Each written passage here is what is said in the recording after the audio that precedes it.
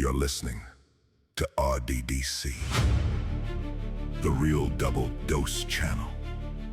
Where real voices speak, real stories matter. And authority isn't just a word, it's a way of life. God-centered, purpose-driven. Built for hearts and minds that are ready to rise.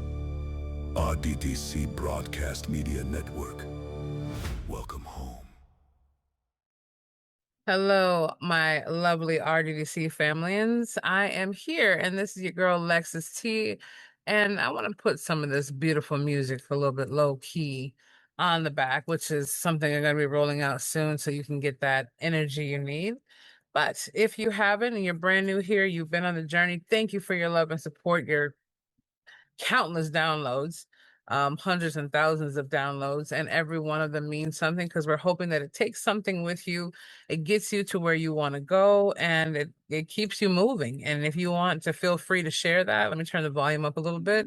Hey, I am here for it. So I want to ask you a question, and I'm trying to adjust everything right now as I'm behind the scenes.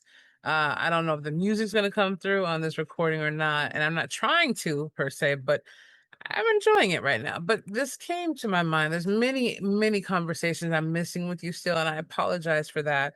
And once again, all those who are coming in, I'm Lexus T, the one, okay, the host and movement of Real Double Dose Channel and beyond. We have the Still Here initiative, Heard Before Heaven, for those who want to find out more about to stay in life and not check out of it. God rest my sister's soul, Noelia, and different ones out here who are struggling right now. We are a hub of many things, not a podcast, but a broadcast of things we're doing. And don't get me wrong, we started off as a little potty podcast, but I want to welcome you all to being here. And what this is food for the thought, energy for the soul, God penetrated for those who know what this message stewards in you. You are going to go through countless episodes, countless videos, countless things that you encounter every single day. But it has a need to stop where it belongs with you. There's one video, one conversation, something that only resonates with you, beloveds. And even though my journey has, I believe, I mean, God is in control of everything, has stifled some things, not want to be seen on camera, or, that feeling. A lot of people get that, just that feeling of just wanting to be the oracle inside of me, what God uses messages through. I wanted to do that, but now we're broadening and expanding, and I've restricted some things for a long time, but there's no time like today, right now, especially after coming through the horrific and horrendous month stay in the hospital and 9 surgeries. It's a journey. And you sometimes, even though you've been through hell and back, you've been through adrenaline and back, things that people don't even comprehend. Sometimes you have, well, most times you have to push through that and realize, hey, this was shaken, not stirred. And if I'm here again, which I am, and God said, hey, you still got things to do, I'm going to push it and stop letting my own limitations hold me back. But I want to share this message with you because it came to thought to do so right now. And that is, who have you believed yourself to be, right? The identity. That's not the title, but this is called the identity within you. The things that come through, the things that belong to you, the things that are for you and with you. So I'm going to alter this right now so I can get my full attention here and not have everything in my face. And if you hear me clicking, it's because I'm trying to click to where I have to go. I wrote some bullet point notes for it, and I'm trying to make sure I can get all these things for you. I don't want anything left behind, for at least right now, if I'm trying to. So, what is your identity? Who is your identity? Right? The identity of you, part 1. Because I'm going to keep coming on here. And yes, I do have the identity reconstruction with your girl. And I call it reconstruction and resurrection, really. That's open on realdoubledosechannel.com/work with Lexus if you're interested in that. But before that happens and our doors really, really open all the way through, I'm going to be having identity, right? Identity, spilling the tea on all that, the downloads, the awesomeness, a whole gathering. And as I mentioned before, I mean, at this point with the economy, let's be real, is less than going out for getting 2 pizzas and some sodas with your friends. Okay, let's just put it that way. I've seen it that way. Or just around there. But it's worth the time, the camaraderie, the joining, the growth, the experience. And when that rolls out, it will be on the website at realdoubledosechannel.com, as well as the page I just mentioned, which is my other direct page. But I want to ask this, and getting you straight into it, is who have you believed yourself to be? Is that belief yours, or was it handed to you by someone who never saw your full potential? This is provocation, provoking this in you. I want you to take this with you. This is the episode inside of yourself that you're going to be broadcasting within the self to God, the Almighty, that is within the self and the I am and the breath of you. And you. Who told you that was your identity, and why did you accept it? Take this mini course inside of yourself, right? This is not a hook to anything else. If this is all you take, you never come past the website and anything else. You know, we've been out here for a decade doing our thing. And I haven't, the collection plate has never been collecting except the souls and the spirits that are waiting for the divine entrancement, that the divine connection to all that is from the disconnection that continues to thrive every day. So the next question I ask is, who do you believe you belong to? Have you placed your belonging in people, titles, or circumstances that were never meant to hold you? What happens to your identity when those things shift or disappear? So write this down if you get a chance to, when you're at a place where you can. And the next question I want to ask you is, what are you willing to do to push past it? Comfort is the greatest thief of destiny. It really is. So stagnation feels safe, but staying still is still a choice. Get it? Staying still is still a choice. Right? The rough terrain ahead isn't punishment, though. It's the path to the real you. And some people will say, I want to live out loud. I want to be this and express myself in this way, color my hair, wear this, change what I am or who I believed I was. And I feel different, or I feel taller, smaller. I feel like I want this. I feel like I want that. But is it an I thing or a we thing? Because if you're united in God, you're united in Yeshua HaMashiach, blessed be the name. And I hope I'm saying it even more correctly with my mouth, not performing so well right now. The thing is it's a collaborative whole. That's like being married or being in a relationship, and you always are, even when you quote are by yourself. You are in a relationship. It has to be a consensus. If the foot says, I want to walk towards the kitchen, and the other foot says, no, I want to walk towards the bathroom. Unless two can agree, how can they be on the same wavelength? If the hand says, no, I want to scratch the back of my head, and the other hand says, well, I want to go over here down the hallway to brush my teeth, it's gotta make sense. You're like, oh, I can scratch my head at the same time. Well, maybe not. Maybe you have to sit there and scratch your head to make sure you don't scratch too deep. You know what I mean? You know what I'm getting at. So that's the question I want you to ask. So, where is it all? Where is that moment for you? It's not about, oh man, the terrain is so tough. There's so many things going on. I used to think a little bit too, even growing up in the church, growing up in different ways and detaching at my teenage level and understanding more about who I was and my identity as a person, or growing into adulthood eventually. It took me outside of the church pews and hearing the pastor preach to know that God was always inside of me on that church pew sitting there.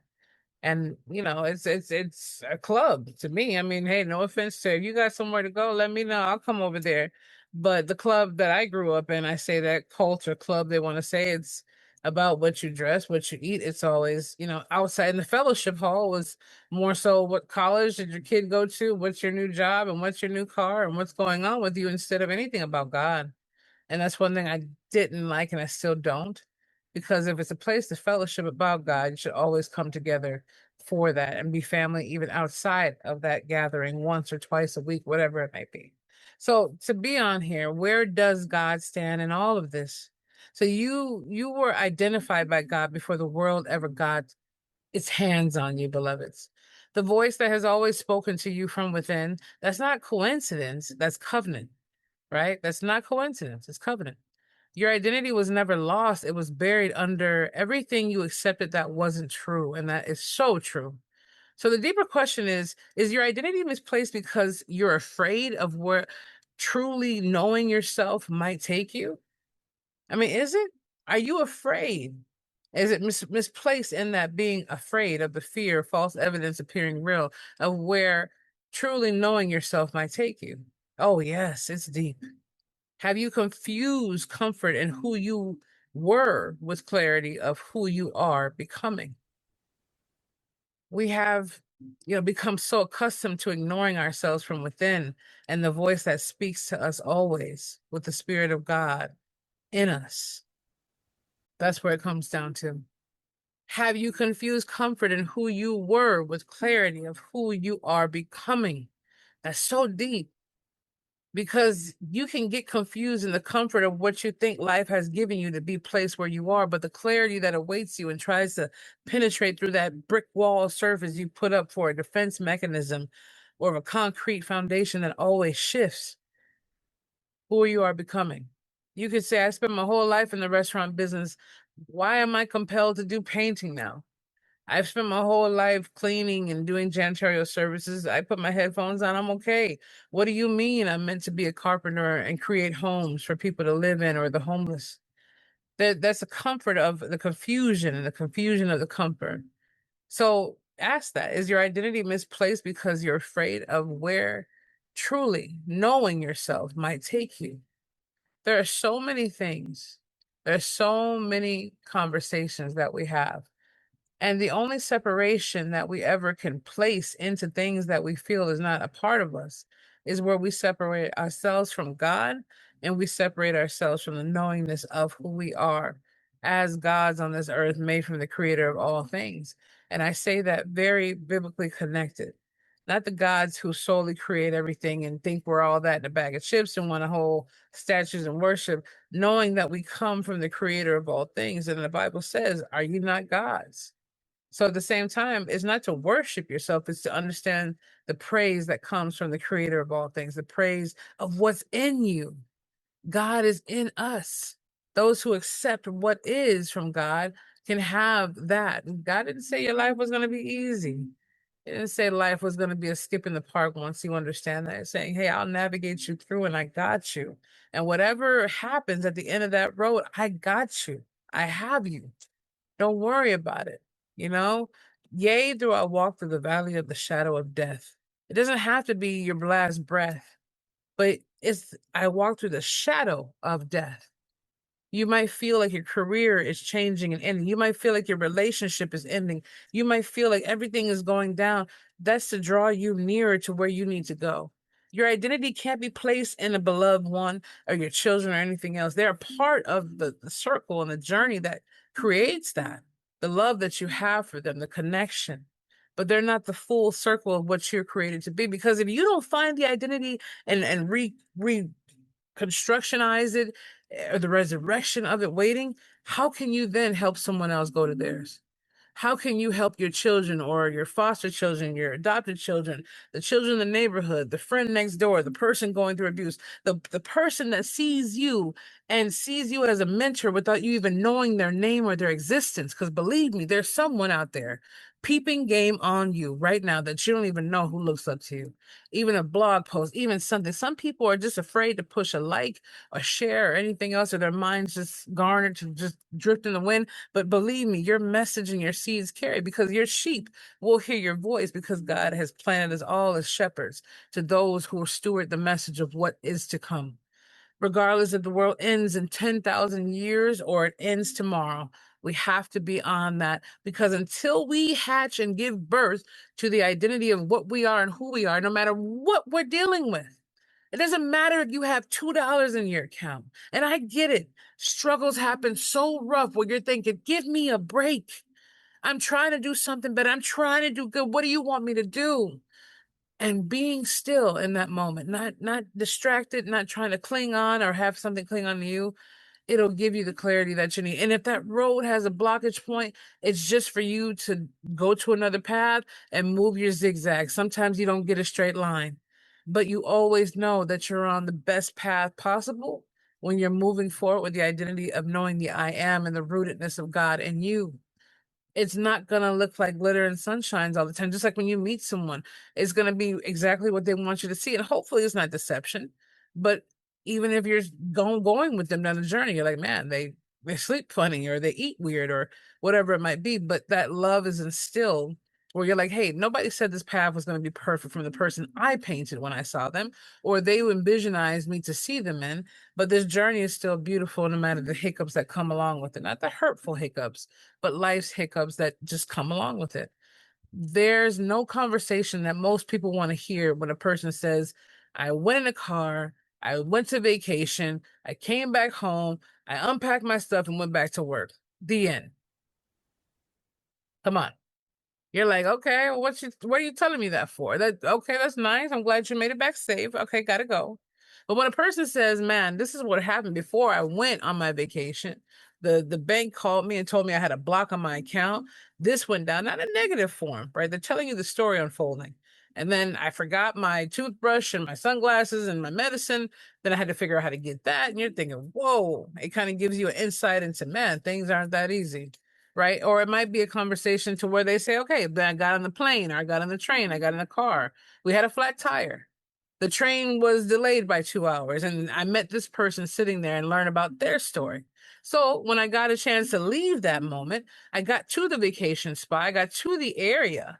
And when I got to the area, my room was booked over, or the room wasn't as clean as I thought it should be. Or when I went to the restaurant, the food was delicious or it tasted cold. God forbid any food poisoning. I'm just saying it's real. Anything could happen. But that story they're telling you of even how they got back and arrived, that's what you want to hear. You come back for that more. I've dealt with it at work before. And what else happened? It's almost like, you have those who want to be nosy just to get themselves to know more about you in the ways that they don't have a life of their own. And there's some people who genuinely just want to know and care to relate to their story or to have it be the strength. You might be like, Lex, how does that help someone else? Because they're looking at it like, oh man, bad things always happen to me. But when they hear your story, they're thinking this person went through this and they're going through this and they went through that and they still made it through to come tell me the story. So it's a story to a blessing regardless. It's something that happens along the way, right? Even when we have different things like travel with blessings, it is. You got to travel with that blessing that God gave you and realize the journey doesn't say it's going to be a smooth path and the destination is not predestined to be your mind as a wonderful ambient thing. But what it will show you is that you will have a story curated and an adventure and experience when you get to those things coming forth, just like life. Life is a journey. When our spirit entered the body, it was packing for a ride of a lifetime. It didn't even know it was going to have on our human scale acknowledgement, right? So I just want to say, be that. Understand the identity comes within so many things, and maybe in that revelational journey, maybe on that time frame, maybe on that feeling that you meet your soulmate or your best friend, or you give that message. Maybe that person realizing your story is so deep, it could help them even click something off, even have an invention and say, let me do this so people don't forget their sunglasses and toothbrush and medicine at home when they go. Everything is a spark and a seed of change. So until we get to the reasoning of understanding the identity, you can say, oh, I love where I'm at. I love where my identity is. Well, you still have to go through the journey of understanding. Do you even understand the identity that you claim that you have? Because identity is always about growth. It's always about leveling up. It's not about looking and saying, I want a better car or a better shirt. There's nothing wrong with wanting more or better. But the point is never being satisfied with what you have. In the moment of what you have is given, in the moment of what will be given unto you as everything else unfolds. It's not about material things. It's about spiritual, mental, and emotional. It's about leveling up to the things that you have, making sure you take in, ingesting, digesting from the spirit is just as important as you digesting in the body. And as I grow and as I go there, I know I'm not perfect. There's things that may come out of my mouth or attitudes that happen or conversations that I'm not proud of all the time when it comes down to even my inner being. But I know where my identity is. So I can recorrect it all the time with God giving me the correction of it every time. That's the beauty of identity and reconstructing it to not where you do it, but you allow the rooting of the I am of God saying, hey, beloved, I'm glad that you finally sat here for a moment for me to allow the Holy Spirit, allow the Spirit to enter.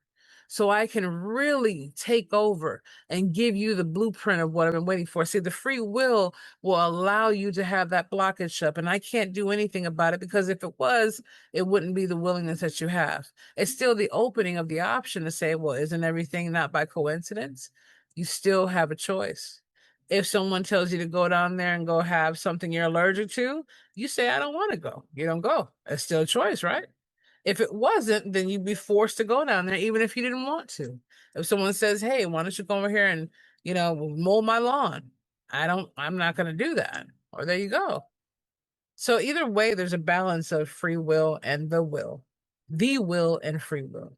So I'm going to end this off with you, beloveds. I hope this message landed with whoever needs to rehear it again. But answer those questions for yourself.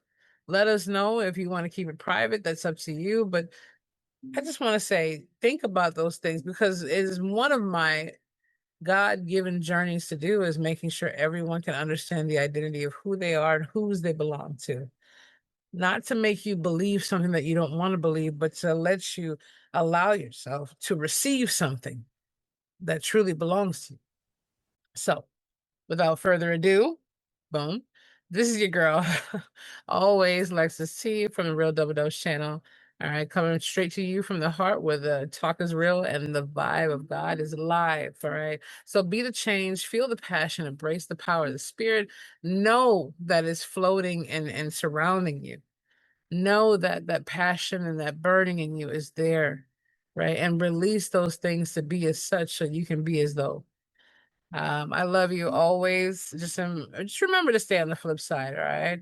We'll see you on the flip side. Blessings, love, and peace to you always, beloveds. And never forget, there is a deeper identity that is waiting and calling for you. You just have to make the choice to decide when to do it before it is too late, because this life in the flesh does not continue on beyond when we take our last breath. So stay up, stay elevated, stay always true. And I'll see you and talk to you very, very soon.